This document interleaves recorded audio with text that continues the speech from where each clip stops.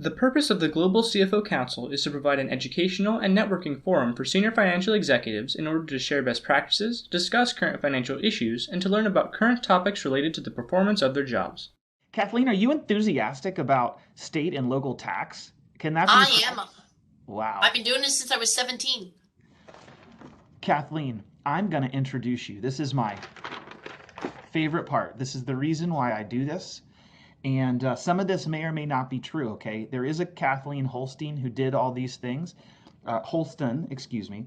And it may or may not be you. Are you a SALT manager at Webster Rogers, a CPA and a CMI? Is that correct? Director as of this week. Bam! That's what I'm talking about. Director. That I can be enthusiastic about director. Super volunteer and many trade associations, leader and many organizations around state and local tax, including the Institute of Professionals in Taxation. That sounds like a wild and crazy bunch. IPT, I bet you have to pay extra for the conferences because of security that is necessary. I also think you're an IPT award winner, 2021 Distinguished Services Award recipient. Is that correct? Correct. Let's go way back though. I think not way back, a little bit back, a couple years ago, graduated undergraduate in accounting and management from Rutgers University, Camden. Is that correct? Correct. All right, these are some things I think I know about you. I'm not sure if these are true. This would be interesting if it was true. Do you speak a little bit of German? Correct. Yeah. And I'll go back.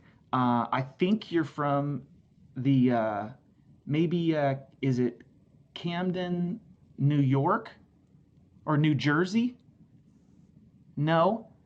Okay, did you go to high school in Collingsworth High School? Collingswood, correct. Okay, so some interesting things that I found out about. Now I know these things are true. You might not even remember them, but they are true. So you have been an active writer and advocate for the things that you hold dear to yourself, including in an elementary school, you wrote a impassioned letter to the newspaper about starting a recycling program for bottles and cans. Did you remember doing that? Yes, I did. I saw the article. It's very well done. And in high school, clearly you gained this speaking skill naturally. We're talking to a third place state finals for American Legion Oration Award. Got third place, got $100. Well done. Correct. And more recently, I think you're a big fan of, now this is post speaking and not at noon Eastern time, vodka tonics and bourbon slushies. Is that correct? More gin, but bourbon slush would be good. Well, Kathleen, it is an honor to get to speak with you. This is an area I personally don't know a lot about. It's emerging for my firm. I work at an engineering firm that has offices all over and customers all over, and it seems like a complicated issue I don't know a lot about, and my team does their best job to explain it to me. So I am really excited to sit here and learn. I'm going to mute myself, and halfway through, Kathleen will pause and take some questions from the chat box. I'll hit you with those, and then at the end, I'll hit you with the rest. Kathleen, are you ready? I am ready. Please begin. All right. So we have a heck of a lot to unpack. So I'm going to hit the highlights. I am a big believer in giving you more information in the slide deck than we necessarily are able to cover in the session, because I hate those miscellaneous bullet point slide decks where you get nebulous 1 word, 2 words, and you walk away later, look back at your slide deck and say, what the heck were they talking about? So there's a lot of information here. I'm going to try to cover as much as we can cover in this time frame. And so let's get started. First of all, we're going to talk about Nexus, and then we're going to move on to trends and issues. Most of the presentation is going to be about Nexus, but we want to hit a little bit on trends and issues just to kind of help you to see where that's all going. Introduction done. My background, just to kind of fill in the blanks, I have been doing this since I was 17. I started out as in the accounting and accounts payable department of Subaru of America. So I did accounts payable, learned things from that perspective, moved into the Big 8 at the time, which became the Big 4. I've been in large corporate, I've been in consulting, so I've seen state and local tax from all angles over my 32 years, which really adds a lot of perspective. Okay, so why is state and local tax important? Well, it's becoming increasingly important. It always has been, but it's a key risk area for businesses. First of all, states are becoming increasingly aggressive, and I'm seeing more and more of this post-COVID as they've beefed up their systems in order to go remote. They're getting much better at revenue discovery. And in the wake of a Wayfair case, which we will talk about soon, they've just become better at reaching taxpayers.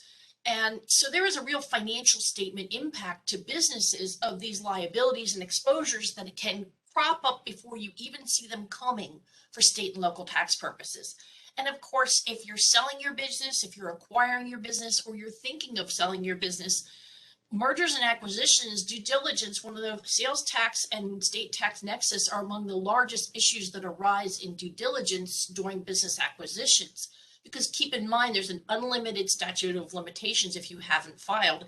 And successor liability typically attaches for state purposes, regardless of the type of the transaction. So even if you tell me, oh, I'm buying assets, you do not escape, typically do not escape successor liability for state and local tax. So that's a huge thing. Okay, so let's talk about nexus. First, let's just make sure everybody understands what is nexus. Nexus, the word itself means connection. What that really is the minimum connection between a taxpayer and a state or local taxing jurisdiction that allows or gives the taxing jurisdiction the power to tax and require reporting, collection of sales tax, reporting of income tax from that particular individual or business. So nexus equals connection, which equals power to tax. So think about it that way. So how do we establish what constitutes this connection? Is there anything that limits the state's ability to reach out and say that you have this connection and reach out and tax you? Well, these limitations come from some very basic areas of the United States Constitution. First of all, the Due Process Clause of the 14th Amendment. And if you think about illegal search and seizure, Miranda rights, the 14th Amendment basically holds that the government can't deprive citizens of life, liberty, or property without due process of law. Well, I don't know about you, but depriving me of my money in taxation is depriving me of property. And so there has to be due process of law. Now, the problem is the courts have determined there is a very, very low bar for meeting this. Purposely directing your activities toward the state is that minimal connection that should kind of put you on notice or fair notice that the state might tax you. In other words, advertising on the internet and selling into a state could merely be enough to cross that threshold. Little bit higher threshold is the Commerce Clause. If you think about it, before the U.S. Constitution, you had the Articles of Confederation, and the colonies did not play well with each other. They tariffed things moving across the lines from, say, New York to New Jersey to Pennsylvania to South Carolina to North Carolina. The states that had the port states were kind of holding the landlocked states hostage, tariffing things as they came through. Congress came in and said, no, Congress is the only one that can regulate interstate commerce. And so the flip side of that is that a state cannot enact laws that impede interstate commerce. And so that is one of the limitations that allows taxpayers to assert that a state may not have enough of a connection with a taxpayer. But again, that's evolving, and we'll talk about more about where that bar is headed for nexus purposes. There also is a case called Complete Auto Transit versus Brady, which is the case that you look at to determine whether a state tax is valid. And the number one prong of the 4 prongs established there must be substantial nexus. So you have to pass that nexus bar before you get into, is the tax fairly apportioned? Does it discriminate against interstate commerce? Is it fairly related to the services provided? First step is nexus.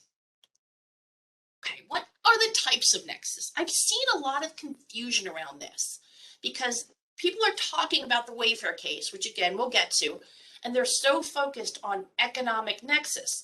But the issue is that physical nexus has existed for quite a while. physical nexus involves having some physical touch or contact with the state. Property, people, coming into the state for services. Let's talk about a couple of the things that, for example, to kind of give you an idea of what physical presence entails. Well, first off, you do not need an in-state facility in order to have physical nexus. So many times I see people saying, oh, I don't have to file in that state. I don't have an office there. Unfortunately, it's been a long time since an office in the state was needed in order to have to file or to have nexus with the state. Look at the types of property that you can have, or resident employees or visits. If you have fixed assets in the state, what if you have inventory, consigned inventory, or inventory in a third-party warehouse, or you're an Amazon FBA seller and you have inventory in an Amazon warehouse? That gives you nexus in the state because that's property that you have in the state. What about leased assets? Well, if you are a lessor or a lessee, you're using assets in the state. If I am a lessor and I'm leasing to Robert some computer equipment that he's using in the state, well, I'm using that computer equipment in the state in order to earn money for me, lease income. So those are income producing assets sitting in the state that would give me nexus. So let's say I have computer equipment in North Carolina that Robert is using in a North Carolina office. I have North Carolina nexus because of those assets sitting there. And so does Robert because he's using them in North Carolina. So as you can see, it's not just fixed facilities. It's really any kind of assets that you may have in the state, whether owned or leased. Employees. Resident employees can give you nexus in a state.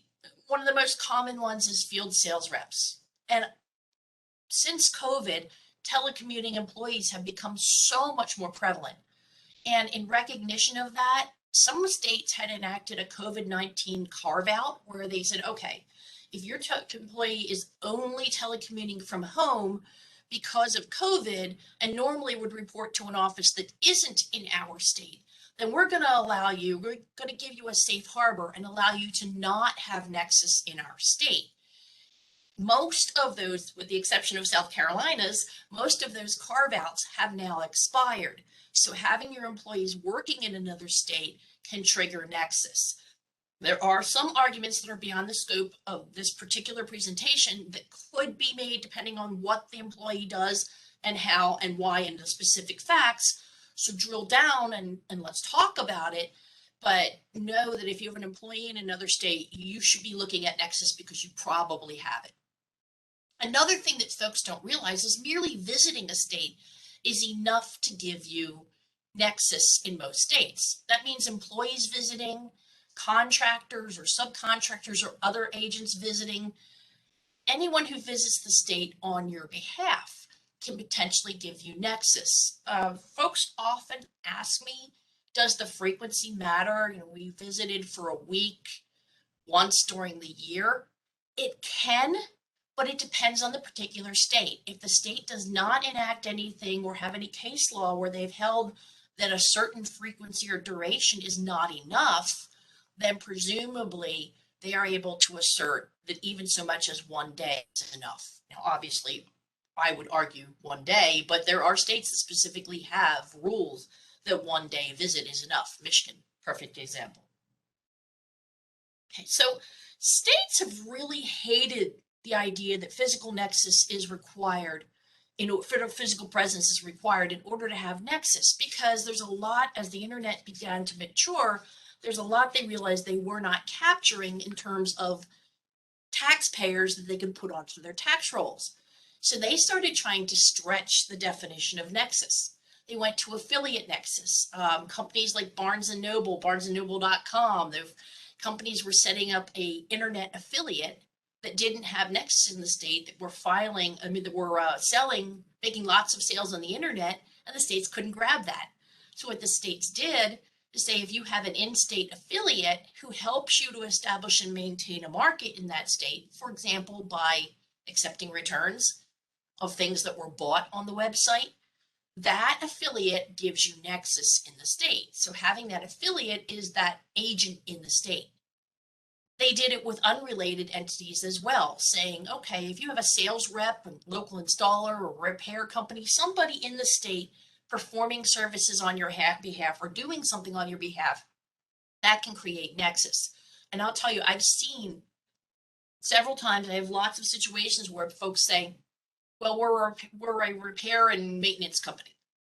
But don't worry, we don't have nexus because we don't send our own people into the state to do the repairs. Oh, who do you send? Well, we send local repair contractors. We hire local contractors and installers, and they come out and do the work. That doesn't change the answer. They're doing it on your behalf. They are your agent in the state. You are contracting with the in-state customers in order to provide that service. The fact that you don't use your own employees doesn't change the nexus result. It gives you nexus. And that's a key concept. So then they took the idea of physical nexus even further and said, well, if you pay somebody in our state to have a click-through link on their website so that folks on their website can click through to your store or your website or your company, that's going to create nexus. I just saw the dog show over Thanksgiving, and Petco was a big player, and it makes me think of a typical example where you get like a local dog, local shelter or humane society, and on their local website, let's say in South Carolina, they would put a click-through link to Chewy, one of the pet, supply companies. If the state has a click-through nexus provision, then the state takes a position that that click-through that the local humane society puts on their website for Chewy creates nexus for Chewy in the state. So now they're stretching and stretching and stretching this idea of nexus and what creates that physical connection. One of my favorites is Cookie Nexus. Massachusetts started this. Basically, they came to the conclusion that if a cookie has to reside on something physical, like a smart device, like a smartphone or a computer, well, shoot, it must be physical. So if I'm a company from outside of Massachusetts and I have cookies that I place on the device or computer of an in-state resident, well, then I have physical presence in Massachusetts.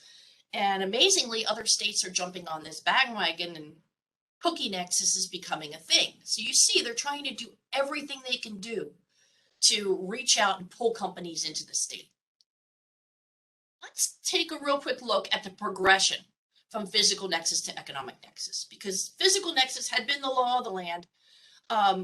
Quill Corporation in 1992 confirmed that you needed physical presence in order to have nexus for sales tax.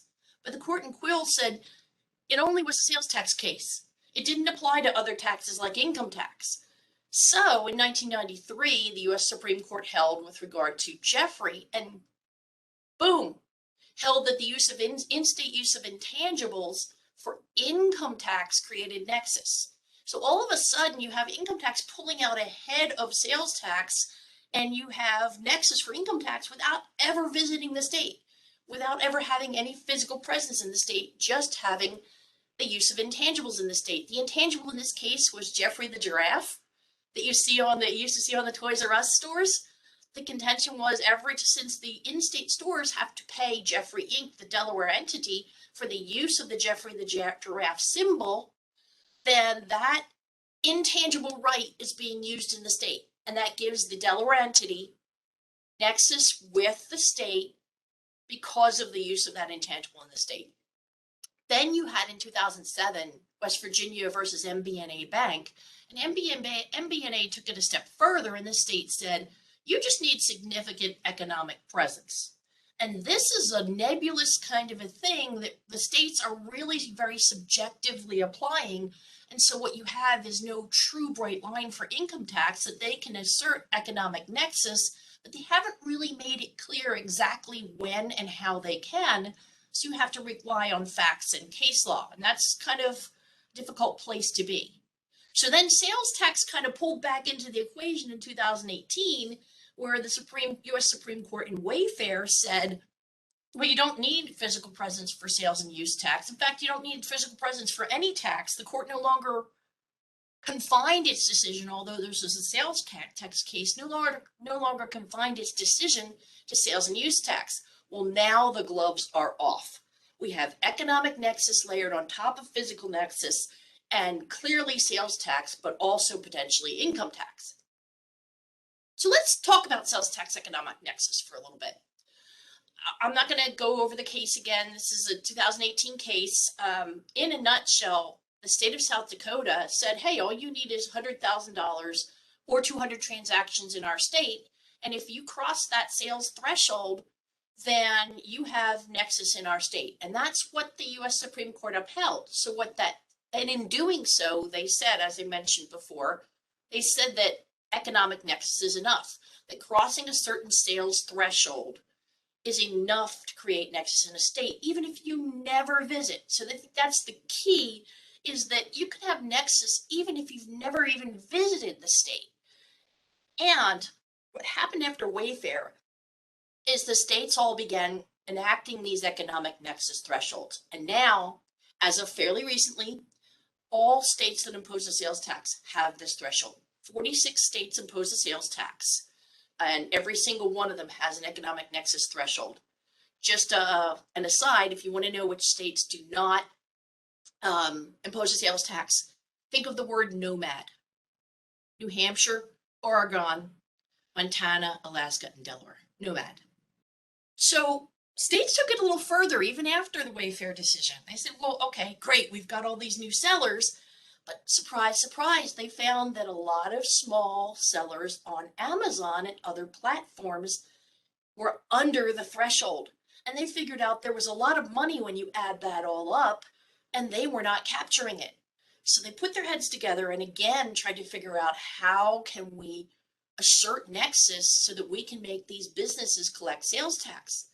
Well, they decided to come after the big dogs, Amazon, eBay, for example. And what they did was enact these marketplace facilitator economic nexus statutes that basically say, if you create a platform on which others can sell, you have to step into the shoes of the collection requirement, and you have to collect tax, Mr. Market Facilitator, like Amazon, eBay.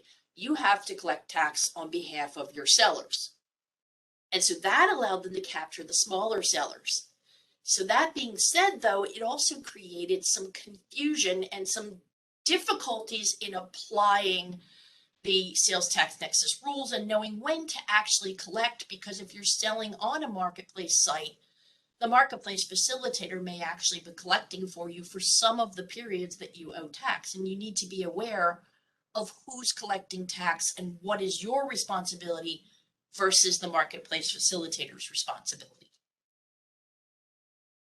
So kind of to bring this into a practical bent, one of the things I want to point out is that the details of how vary by state. So now we know that economic nexus attaches to you as a seller if you have over $100,000 in the state or 200 transactions.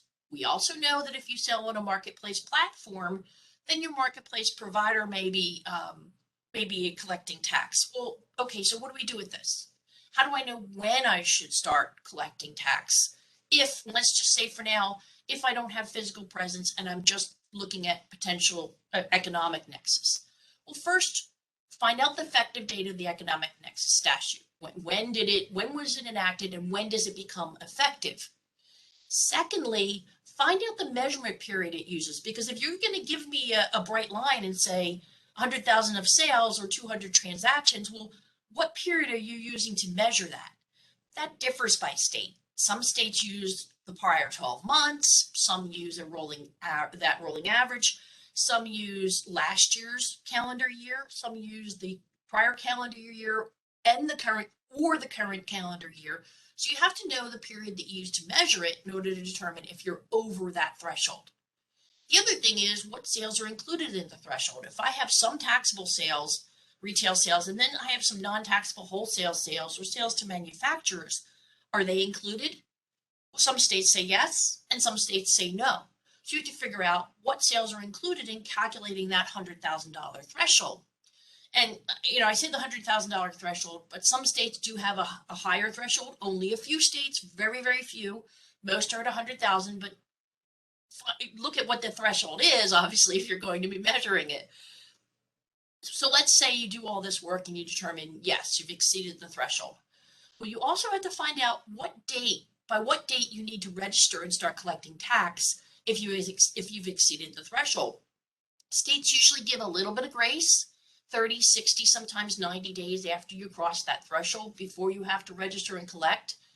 Use that time to get your systems, to get everything in place so that you can actually collect and remit the tax, because that is also a very difficult part of all of this.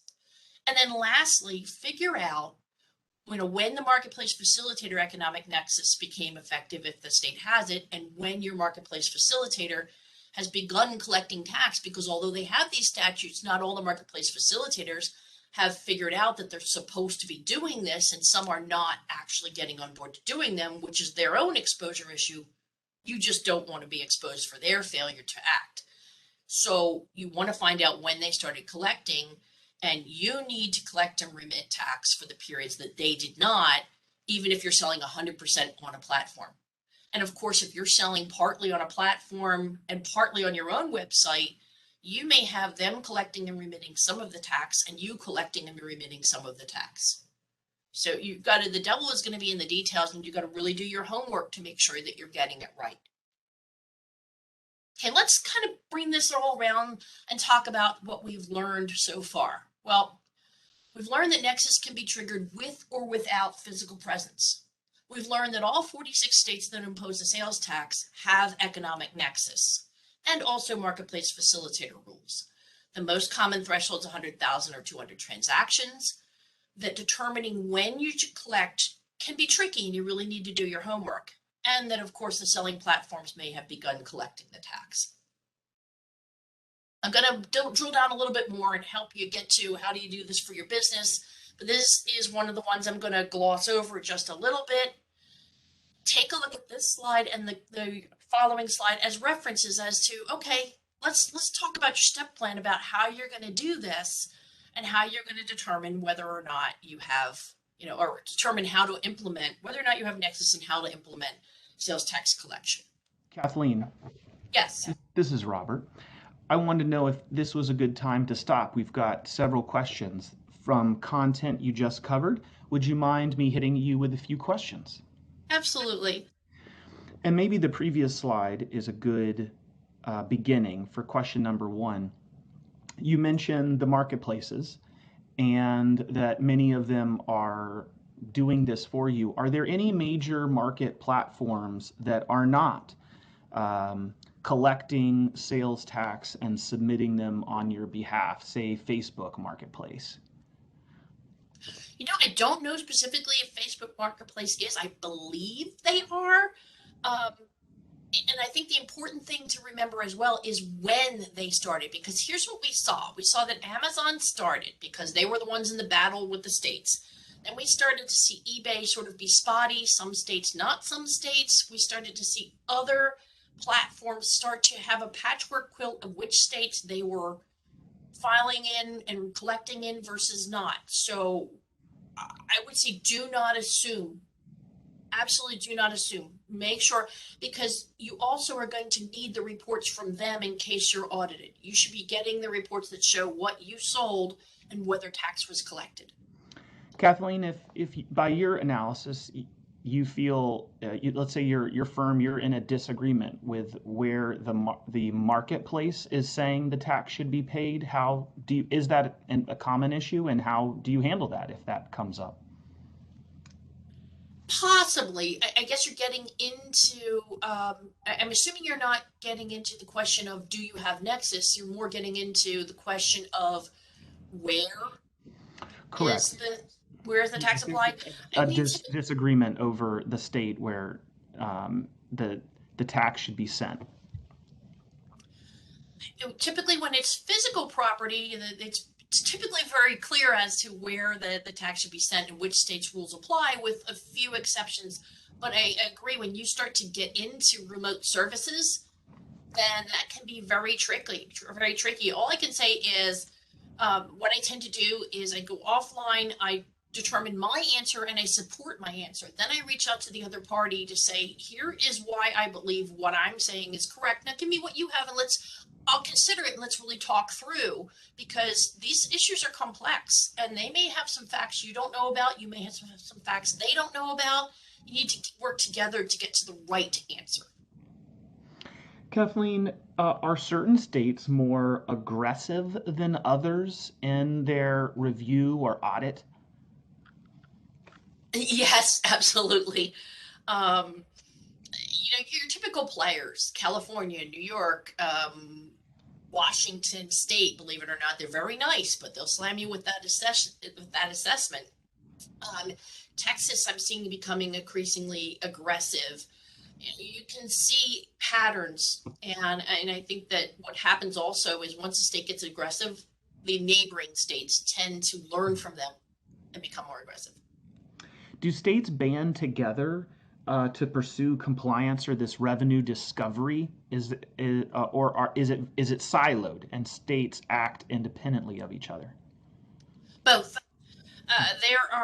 There is the multi-state tax commission that actually audits on behalf of multiple states together. And I can say if you have an MTC auditor come to you, I would recommend that you do reach out to your tax advisor, because that auditor is going to audit on behalf of multiple states, and those can be very dangerous audits, or very tricky audits.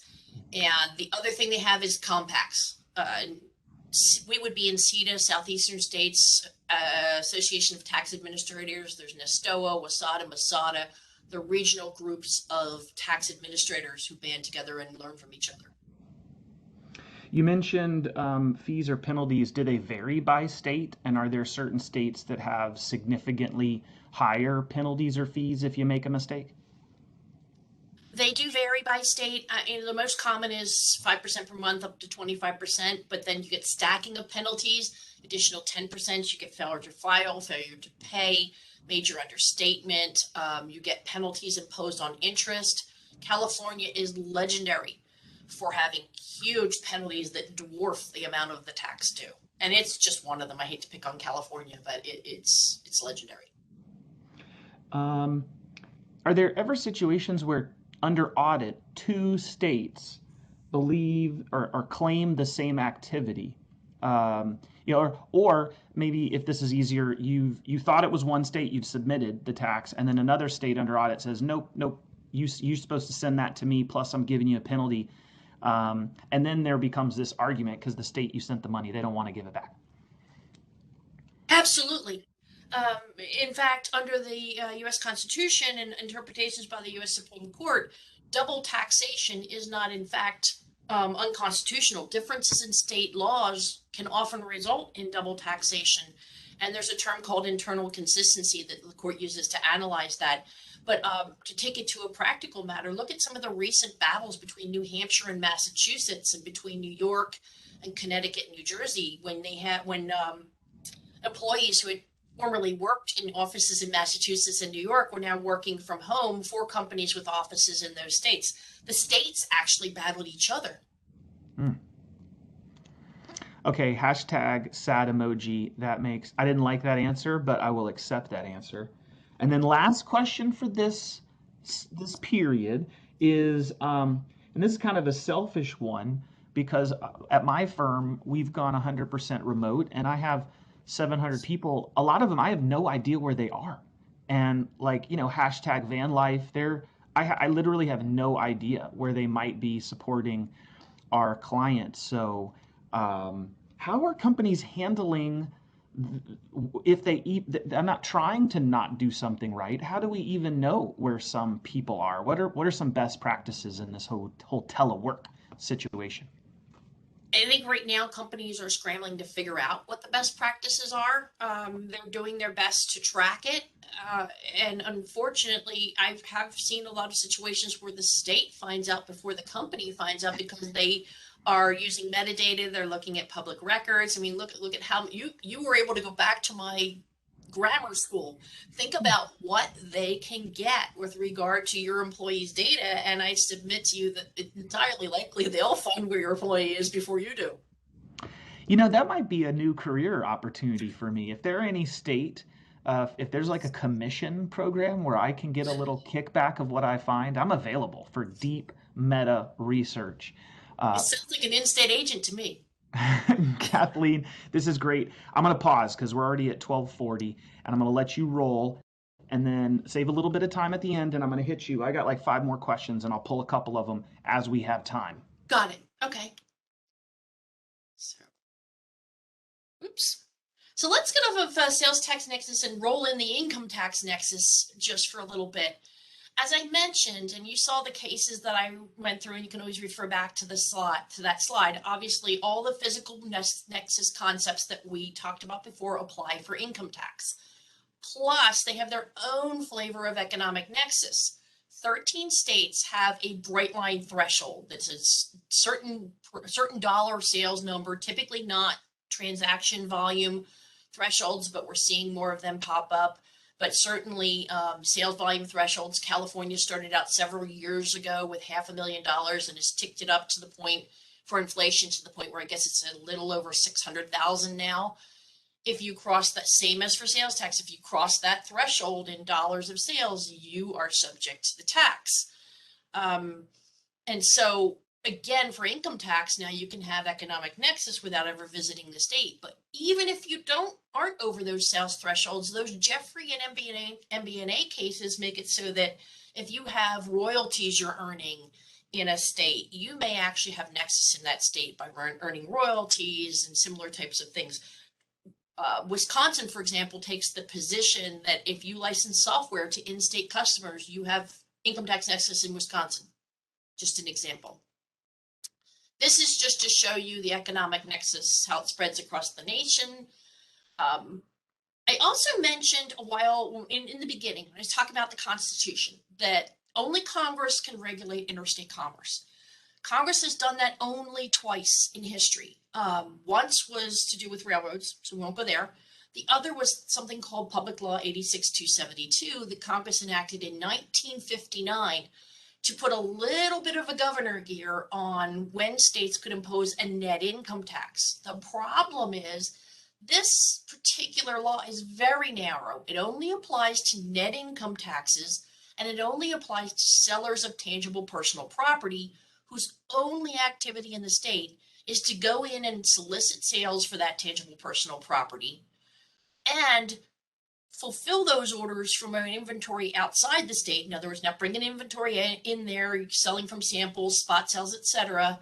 You're filling it from a stock of goods located outside the state. You're sending the orders outside the state for approval.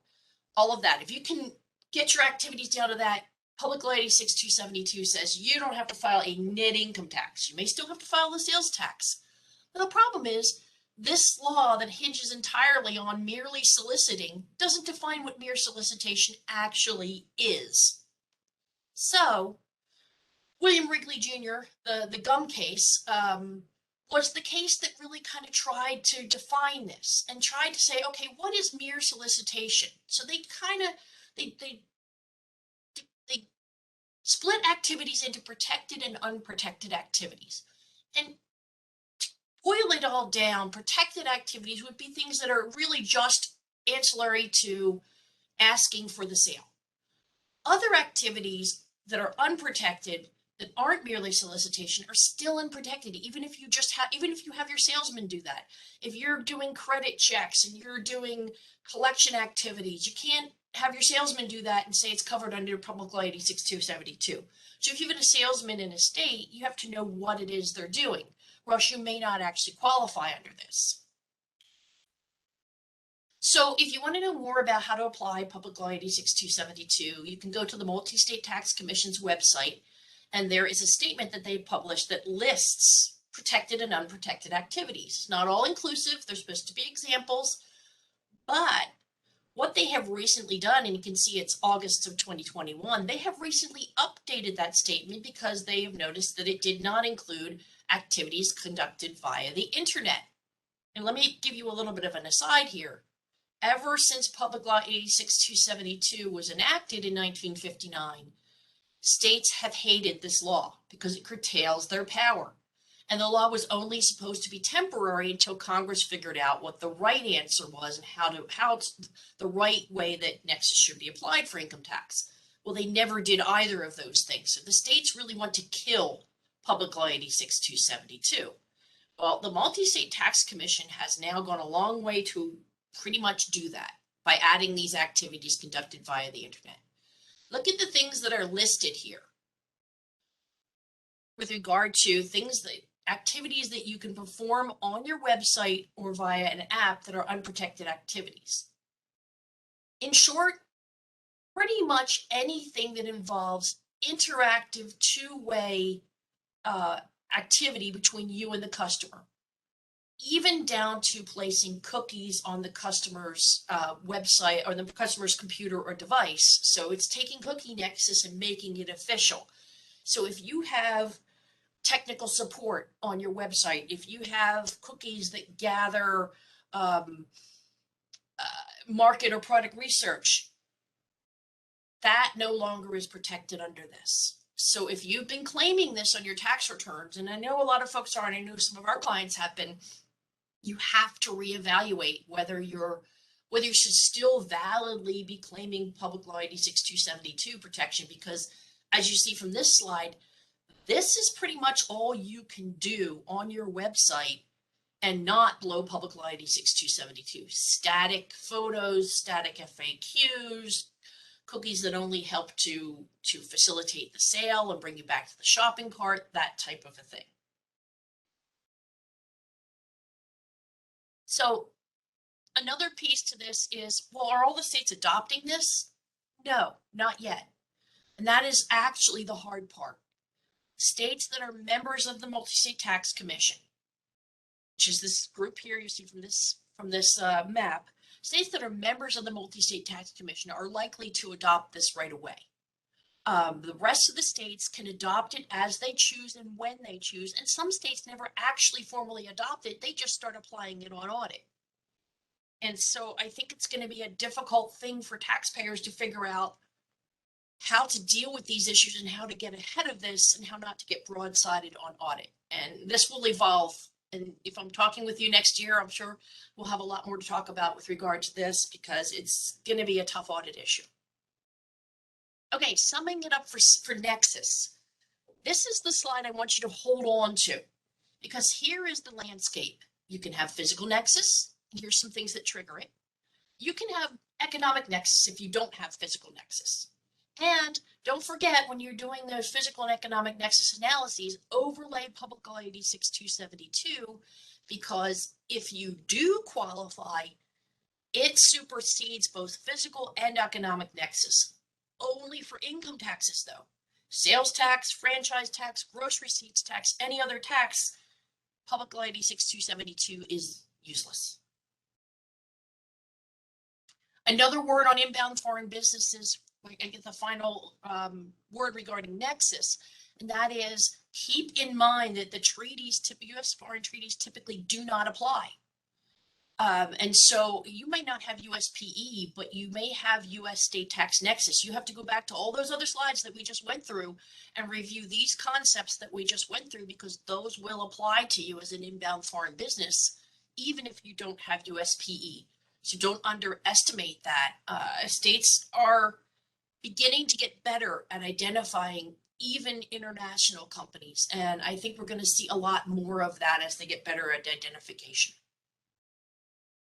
Okay, a couple key issues I want to go through now that you kind of have this whole Nexus mix going around, and know that you're probably thinking, oh, shoot, I should reevaluate whether I have Nexus for sales tax, for income tax.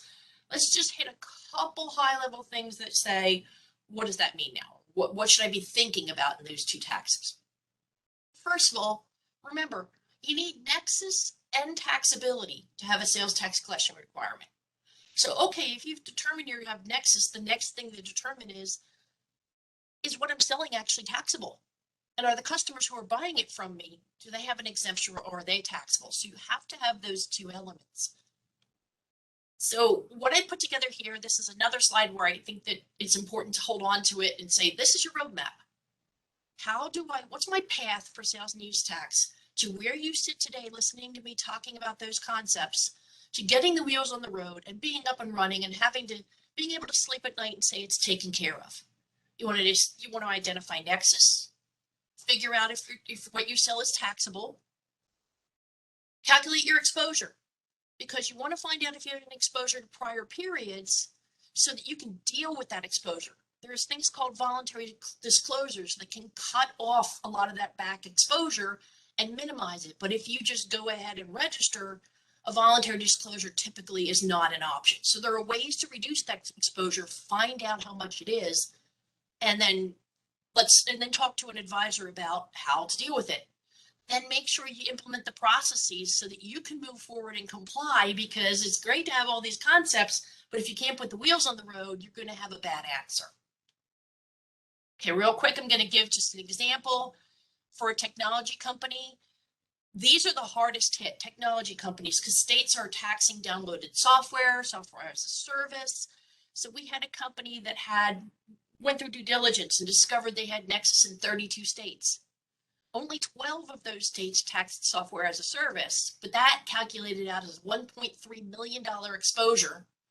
We reduced that to 200,000, went to a voluntary disclosure, got down to 50,000, and then implemented compliance. So you can see when you do it right, you can really minimize the exposure that comes from all that's happening here. Some key issues for income tax. In income tax, it's apportionment, it's alternative tax bases, it's gains on sales of businesses, and inbound foreign businesses. Those are your key issues for sales and use tax. For apportionment, remember that states apportion using a three-factor formula over the years, but most states, and you can see all these dark blue ones, have gone to just using the sales factor. So understanding where your sales are is hugely important. And Robert, to your question of, if you don't know where your sales are, that's a hugely important thing to zero in on. So what you really want to make sure that you do is follow this slide, because this slide talks about the fact that services can be sourced based on cost of performance or market. So they could be sourced based on where you're performing the service or where your customer receives it. Well, that's a huge difference, and you need to know which state applies which rules and source your sales accordingly, or you're going to have an inaccurate result. Also can have, and look at, there's the map of it, you also can have some negative results. If you're in South Carolina and you're performing services in South Carolina and remotely delivering them to somebody in North Carolina, well, North Carolina is a market-based state. They're going to say those sales belong in North Carolina. But South Carolina, being cost of performance, is going to say those belong in South Carolina. Oopsie, two states are claiming those sales. There are ways you can drill down and look at your services and really understand where and how they're being performed and where the value is in order to mitigate some of that. Okay, I think the last two things I'm going to mention are alternative tax bases. All I want to mention here is not every state imposes a net income tax. California's LLC tax and fee that's imposed on the unlimited liability companies is based on gross receipts and can be a huge liability for taxpayers. The Texas franchise tax, the Ohio CAT tax, the new Oregon CAT, the Tennessee business tax, which is a gross receipts tax, and the Washington B&O, which is a gross receipts tax. Well, guess what? All of these states have economic nexus bright line thresholds. So I don't care if you've never visited them. If you're over that threshold, you're going to have a filing responsibility, and these taxes really add up. All right, I think the last major thing I'm going to mention is when you sell a business, make sure that you get the treatment, allocation, and apportionment of that gain among the many states, and get nexus right before you distribute the cash. The last thing you want is for a state to be coming back in a year or 2 years, auditing and assessing, and the cash has already been distributed. So you need to get these things correct. And just to slide on inbound businesses, I've already mentioned that PE isn't necessarily the only measure, that nexus applies. And there we go. Robert, you said you had some questions? Kathleen, I'm going to hit you rapid fire. And if these questions can be yes or no, go with that, and we'll knock out as many questions as we can in the next couple Gotcha. minutes. When we were talking about exposure, got a question about any states acting like Wayfair is retroactive?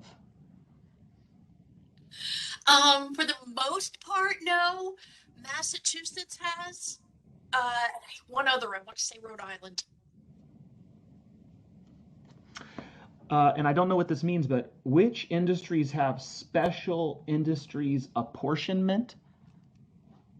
Thank you for mentioning that. Yeah, as I mentioned, they typically have the 3-factor apportionment formula for most industries, but some industries have a special apportionment, like telecommunications, pipelines, transportation. They may use revenue miles.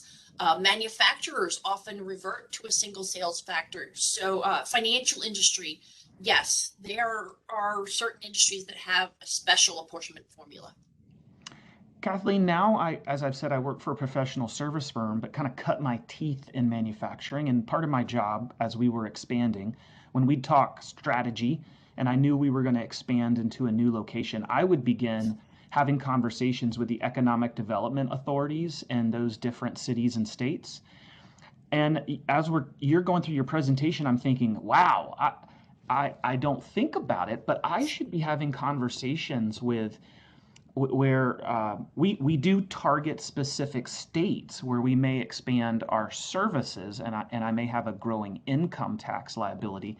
So is there a thoughts or best practices we should have as senior financial executives in our mind as our state tax grows? That are there incentives? Is that a conversation we should be having with folks? I'm not going to have an office there. But I'm going to have a lot of taxes I owe. Your thoughts on that? Well, I think that with regard to incentives and credits, et cetera, you have different types. You have statutory incentives and credits, you have tax and non-tax, you have negotiated incentives and credits. And I think if you're not going to have employees or assets in a state, then that typically takes off the board a lot of the statutory incentives. But to your point, any negotiated incentives, if you're going to bring enough of a tax base to the state or to the locality, you can always have that conversation. And a lot of the economic development folks are quite eager to help. And I certainly would have that conversation if there's enough at stake. Any special considerations for nonprofit organizations? Nonprofit is kind of a patchwork quilt, especially with sales and use tax, because some states exempt not most non-for-profits. Some states exempt only some nonprofits. Some states tax nonprofits. Then you have states like North Carolina that make them pay the tax and then seek a refund. I think it's a whole other set of rules, concerns, and details to drill into. The last question. It's a personal state tax one, but I'm interested in your thoughts on it, so I'm gonna hit it, pass it to you. You can provide whatever you want. Questions around state income tax for individuals. There's a cap on it, and it's been proposed by one political party, taking that cap of the deduction off, or raising the cap. And the questions around. It's interesting that the Democrats are suggesting we should have a bigger tax deduction for high income people to go to high income states. So just any thoughts on the status of whether or not that might actually happen? Do you think the cap will get moved? And is it weird that it's one party that's usually opposed to that kind of thing is pushing it? I think it's anybody's bet as to whether the SALT cap will be raised or eliminated entirely. You kind of never know what's going to come out of Congress these days until it's actually happened. But I can say that due to time constraints, I hadn't included the SALT workarounds in the slide deck. And part of the reason why it didn't make the cut was I wanted to wait and see where things headed federally. But there are several states that have enacted a SALT workaround election where the pass-through entity can elect to be taxed at the entity level instead of the individuals being taxed at their level on the entity's income. And one thing I can say from a SALT perspective is if you're considering making one of these elections, please do your homework, because what can happen is there can be some unforeseen circumstances where the individuals don't receive a credit for taxes paid to other states in their home state on the tax paid at the entity level. That's a concern, and you have to understand the state's rules and where your partners are, where your owners are resident, and where your entity is doing business. So I'm kind of focused on the how on the state side and kind of holding it all in a queue for what's going to happen in federal. Well, that was awesome. What a great presentation. Power packed 1 hour lunch. I love the NOMAD acronym. That's the only reason I passed the CPA exam is all the acronyms. So I wrote down NOBAD. And gosh, what a bunch of great talking points to have quiet conversations with my internal team members and my external resources. That M&A tip you had about the unlimited statute of limitations for non-filers. Oh my God, that's going to get added to my M&A due diligence checklist. And I'm going to send something out about this on LinkedIn. So please like, comment, and share. If you were to say Kathleen's awesome, or more importantly, Robert is awesome, you have a really high chance of winning some swag for the Global CFO Council and being the spread the word winner like Amanda. I'm going to send this deck out to everybody so you have this checklist so you can have quiet conversations with your team. And I'm also going to send out contact information for Tim and for Kathleen. You know, if you pull this checklist and you go over this presentation with your internal resources, your team members, or you talk to your CPA firm and they give you like the glass-eyed look, no help, well, you'll have Tim and Kathleen's contact information to pull the big guns if you need to grab the red bat phone and phone a friend. Kathleen is there and Tim is there.